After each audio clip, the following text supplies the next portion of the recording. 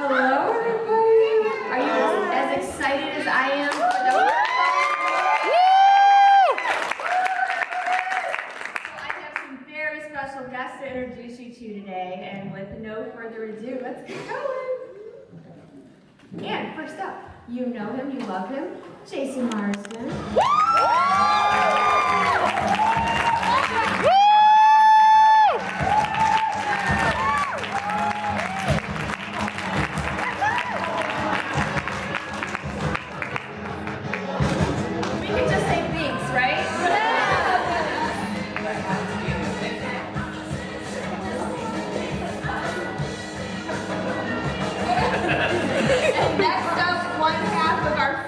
Bully duos, Larry Bagby.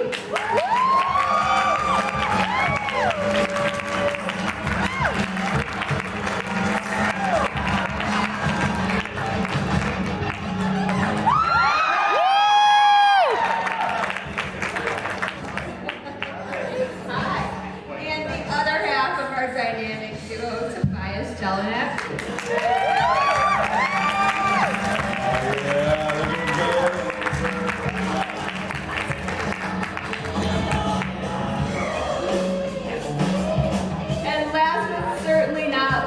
Billy Butcherson himself. Bill.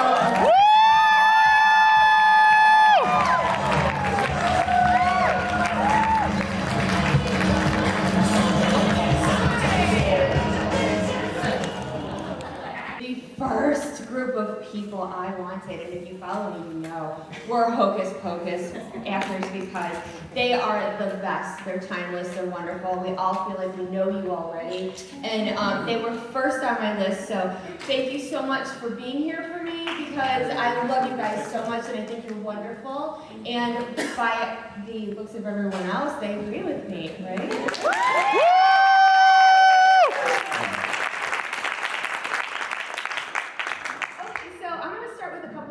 And of course, we're going to get to the audience questions as well.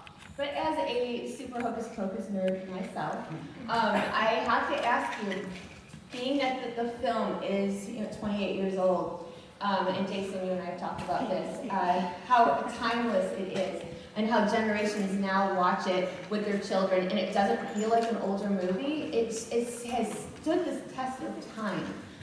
So new generations are seeing it now thinking it's new. But I guess to everybody it still kind of is. It's one of those films that you don't tire of. You learn all the words, you sing the songs, you know. So my question is, what's it like for all of you to be part of something so special that is that means something to not just the parents who grew up with the film, but now people that are showing it to their kids and how much everyone still loves it. And it seems like the popularity just keeps growing. So what's that like for you? Tell Larry. Back to you, Jason. I'm happy to start. It's amazing for us to because it wasn't just nostalgic for y'all, but us getting together and being together to do these kind of things brings us right back to the feeling we had when we were on set. We were all younger, and it was Tobias' very first project and one of my first big films, and they're letting us loose there in Boston, Salem, Massachusetts. We didn't know how we got there, but it's just been a gift, and it just continues to grow with the joy that other people feel and the stories they tell us connected to why the movie means so much. We love you, Ice. Yeah. It's Ernie. Most movies come out big and then fade over time and become a memory at some point. And ours did the opposite. It came out small in the theaters, and it has only grown and snowballed over time. And with more and more generations being introduced to it, you're right, it just keeps getting bigger and bigger. What a treasure that is, and a unique experience for us as actors, because this is kind of, every actor prays for a project like this. So to be a part of this phenomenon, and an annual event. It's a sit-down event that you probably get together, and it's Hocus Pocus night. Yeah, so that's a special kind of movie that there are few of anymore. Yeah. And for some of us, it's Hocus Pocus season. Yeah. You know, I remember when the 25th anniversary bash happened. That's what really brought it home. On the Freeform channel. Yes, on the Freeform channel, and it was the first time we had gotten together in person with Kenny Ortega and the producers, and everyone got together. I remember being backstage. There were thousands of people who had come. The costumes were amazing, and we really got to see how people were personally affected by it, and just there's so much joy. It was pretty amazing. And I remember being backstage, and because Doug's done so many amazing projects, I remember being back there. I was like, "Do you see this with other films?" And it was like, "No, this is one of a kind.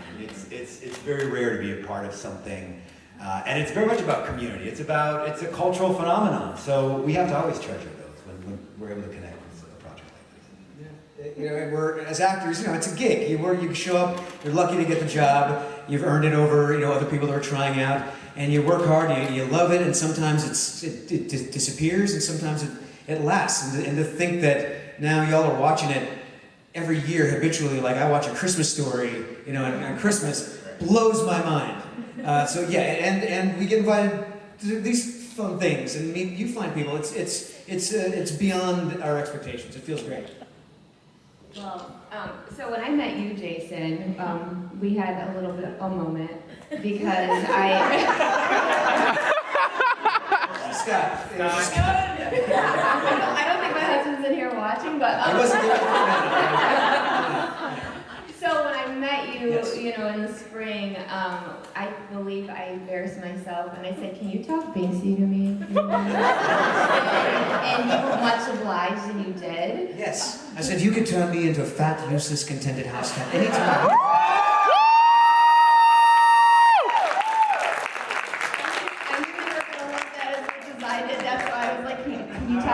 Can you talk Binksy to everybody? Absolutely. Hello. Does anyone who's how to change a litter box? You're excellent. I can curl up on your lap. I have a black cat. Oh, do you know a black cat? I will train him to help me fight witches. That's right. Perfect.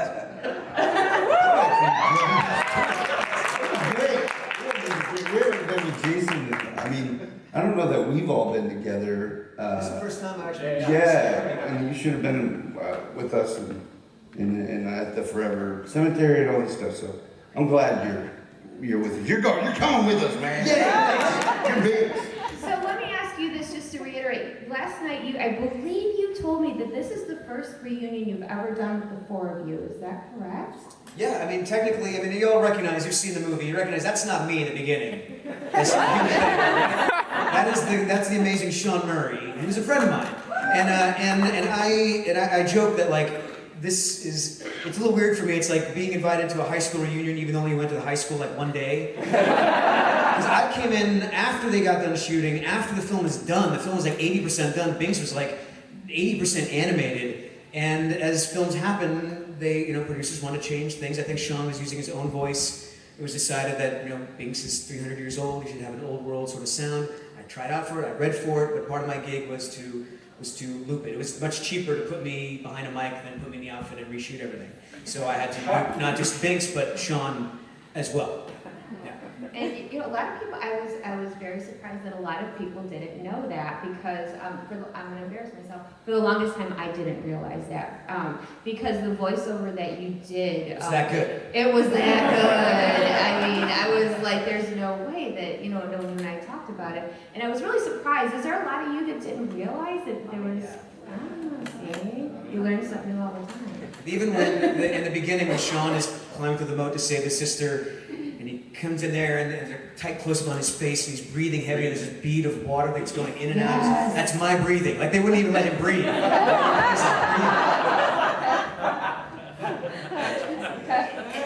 It's fun to get the little ins and outs of the movie, and being a super fan, there's certain things that I know that are kind of what I'm talking about. So Doug. Oh, yes. So I think this is really fascinating that I had learned something about the moth scene when you get your mouth cut. You want to talk about that? Well, I'm sure some of you have heard the story that there were real live moths in my mouth. So I don't want to be redundant here, but I'm going to tell it again. When Billy cuts his mouth open, he's been dead for 300 years. He's full of dust and moths. So they were actually live. CG was not what it is now back in 1993. So they actually had a moth trainer that had these in a cage, and he had to explain to me moths have to stay very dry or they won't fly. So they had actually fashioned a retainer thing for me to keep in my mouth with a latex sheath to protect the moths from the moisture of my mouth and to protect my mouth from the moths, you know. So once it's all in there, and there was a cup on the roof of my mouth that had 2 holes at the back of it, and it was full of Fuller's Earth, which is a purified dust. So it was all very timed and very, like, one thing had to happen after another. So they had to get the cameras rolling and everything ready to go before they put the moths in. That was the last thing of that moment, because they only had a certain time that they could be in there before, oh gosh. So I had to get awkward and like, oh geez. So we get them in there, and then they had to like, lightly tack my stitches back. I had to run the knife across them to pop it open. So this is all okay. The last thing was dum, dum, dum, dum, and poof, a light burns out. And like, so, you know, sparks falling on the ground. Like, oh no.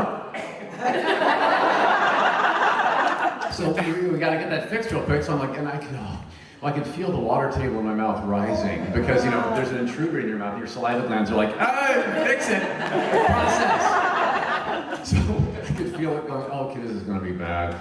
So sure enough, we're ready to go, and action. This mud comes out, and these moths are like, nah. So, take 2. We recently reset it, and they behaved so well. The second take, they went flutter, and that was it. We got it in 2 takes. Yeah. Were any moths hurt in the filming of this? Well, no, because there was a lady from the Humane Society on the set with us to make sure the moths weren't mistreated.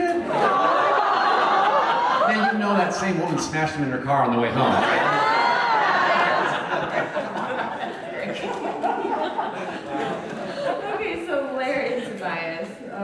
Let's go over to you. I believe that I think I've told you many times that you 2 are my favorite baddies. And I think that, you know, villains are supposed to be people that you don't necessarily care for. However, you 2 are my favorite villains ever. I mean, don't you guys really feel like instead of not liking them, they're awesome, right? And I think that some of the most quoted lines among friends and other people are usually yours. And do you get that a lot? Like when people come up to you, for you, you have to with the Ace Larry, you have to all the time. Or do people walk up to you and go, Hollywood? Yeah, we get Hollywood, the ice. Tubular. Stop breathing through your mouth and nose. What's kind of insulting is, like, there's this iconic, like, this sweatshirt, right? Yeah. You don't even see my face. It's like, I mean, I might as well have just done radio, you know what I mean? It's like, but it's iconic, it is, and you think about it, it's like, nobody ever really done that before? I guess it was just different, right? To see this, you know, white thug that thought he was a rapper, but to have the word ice. It was just, everything about it just was like, oh, I see how it's stuck. You know? It stuck because it was just funny, because y'all were trying to be intimidating, and you ended up being likable, if that makes sense. Yeah. I mean, you know, I think Kenny, it's so fun to always bring up Kenny's name, because he's such a great director, and he had so much to do with what made Hocus Pocus so magical. And casting. You picked, I mean, come on, I was a goofy 15-year-old kid with long blonde hair, and it's like, okay, that's the bully. You know, I mean, they put us together. It was, you know, so much his unique vision for what would make this film something unique and memorable. And they did, it's also in the drafting of this script, because I do think we were more cliche and typically intimidating in the earlier drafts, where we had like the BMX bikes. We actually smoked cigarettes. In the cemetery. You know, we were just asking, yeah. but we were like, yeah, so it's fun. I mean, it's like, that's all the finessing. They stripped that away and added the goofiness, and just let us be us, you know, maybe, yeah. Had you 2 met before the shoot? because you're releasing on your Instagram videos, the home video that you took, and the synergy is already there. So you guys clearly got a lot. I don't know about that. Tell us when you guys met. So we actually met at the callback, and it was just us two. I mean, I'm assuming they were seeing other people, but they narrowed it down to like our guys, and we were just outside in the waiting room. I think we ran it a few times. And What I remember was being brought into the audition room, and then the casting director left, and we looked at each other, we're kind of smiling, and then I remember you hopping down on your head, and it was a break. It was a break. You were like a headstand. Yeah, you were doing a headstand. I was trying to get I like a this headstand. guy. Yeah, I like him. And then you came in and ran the scene a couple of times. Yeah. But there was that chemistry, and when we got to travel together that was the first scene we did, was in Salem, in the actual graveyard that we shot the first scene. But we had plenty of time to goof around before we'd gone there too, and we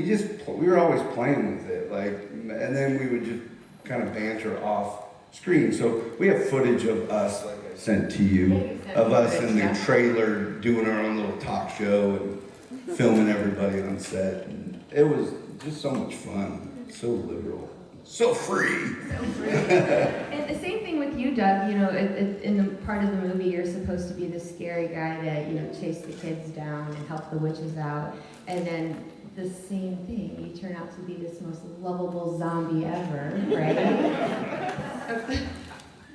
But you are, and it ended up being one of the most beloved characters. I mean, everybody knows who Billy Butcherson is, and how was that like for you to be, cast for something like a zombie and turn it up to be like everybody's most favorite zombie? I didn't expect that, but when you have a career that's under lots of rubber bits, as mine is, you play a lot of scary characters because of that. So a zombie, if I was thinking, okay. But what made it was so fun going to work every day to play a light and funny, goofy, floppy zombie. Right. Before zombies were cool. That was the first. But yeah, right. OG. I was the OG. Yeah. But Kenny Ortega, also our director, wanted Billy to have an appeal to him. So even like the design of how I looked. The pattern, the facial prosthetics that went over me to make me kind of more cheekbony and less cheeky. That's cheeky. If I was in Great Britain, they would have chuckled. But it was my own face but dead. So a little bit. But he was more handsome than me. When I put that on, I was like, oh, that's a handsome zombie. And then the long rock star hair, and the period, piece, the period era coat, and the fluffy ruffles here. It was like, he's kind of hot, right? And so I hear over the years, like, did you know you were my first screen crush? I hear that a lot. It was so sweet, and I have to remind everybody, I was dead, right? So unless someone want to work out in therapy, that's really okay. I'm here to judge, yeah. That's great. We only have time for a couple of questions, so I'll grab a couple. Right here. No, your hand went up. Yes. So this was something that I was thinking about after I talked with James at his booth. Jason. James is the other guy. I'm sorry. It's okay. It happens all the time. It's all good. It's all good. I love you too. So we were talking about the backstory for Thackeray and how different it is, going from the beginning of the film to the end of the film and what may have happened. And I'm wondering, what is the backstory that you may have developed for your own characters aside from the script? That's a good one. Thank you. Who's that hip hop artist we recently discovered? No, this has a reason. You mean the one that did the Yes, he Hocus did Pocus? these incredible I think tracks. he said he was going to be here. Do you remember? Anyway, he was incredible. He made an entire album about Hocus Pocus characters. Oh, is that who just walked in? He's right there, yes. How about this? He literally just walked in. I just heard some And it was music. incredible backstories for, I know like with our track, it was The bullies and how the reason why they're bullies, like really cool ideas. I think we got treated bad by our parents, and we became these bullies that are doing this and that. But he refers to, like, you know, what we're wearing and where we're at in Salem, and it's so cool. And he did one. He did a Billy Butcherson song as well. That's how I found out. Heath is so talented. Oh my gosh, he's there in the white t-shirt. Wait, Will you stand up just for a second? You really should check out his album. Yeah, very cool. A Hocus Pocus inspired album, and you can find it on the Spotify and other places. Is it Bandcamp? Apple Music. Or there you go. Yeah. So, and what's it called again? It's called Hocus Pocus Sad Songs Inspired by the Film. That's Sad song. Yeah, and the Billy Butcherson song was about he just wants love, and he's dead. So brilliant lyricist, brilliant musician. Oh my gosh. But what we say? Oh, backstory. Also, well, my name Billy. Before I became Billy Butcherson, they were calling me Billy the Butcher. So I figured he must have chopped meat at some point. Pretty simple. Albertsons. Yeah. You know, for backstory, I know this is what I actually did use when I was preparing for the audition, because there's a character breakdown. For every audition you do, they'll give a description of the character, and for Jay, it had said he liked Guns N' Roses. And so I wanted to, these were early days, go very method, you know, and I really had to listen to Guns N' Roses on loop with my little audio cassette recorder. And I remember my parents said they had a school, they opened a school in Santa Barbara, and my summer job was to clear out all the grass between the cracks of the basketball court. And I just remember, I'm gonna get this chair, or I won't have to. I'm listening to Guns N' Roses the whole thing, and that felt like maybe this is something Jay would do. You know, maybe he had to do this. Welcome to the Jungle. Yeah. November Rain. Yeah, I remember that album. Yeah. Okay, then I got something. As far as my backstory with Ice was, it was every character I'd played before was also a bully. Honestly, I was a bully from, like, my first job on TV was a guest star on Mr. Belvedere. And I had a jean jacket, and I was the bully with Seth Green, you know, little Seth. He was the little bully. And so I played a lot of bullies, and some of my bullies that inspired me along the way was Biff, obviously. Hello. And then the bully of Lucas was really intimidating. It was good. But I had just done the play in high school, my senior year at Grease, and I got the role of Sonny, who's kind of just this. That's where I created the laugh. That you know, that whole. And Sonny was just basically Ice. We could have talked for hours, but truthfully, you guys are absolutely amazing. I am so blessed and honored that you chose to come and do your reunion together at the House of Mouse Expo. I can't thank you enough. And I'm sure everyone in the room can agree with me that we are so thankful that you're here.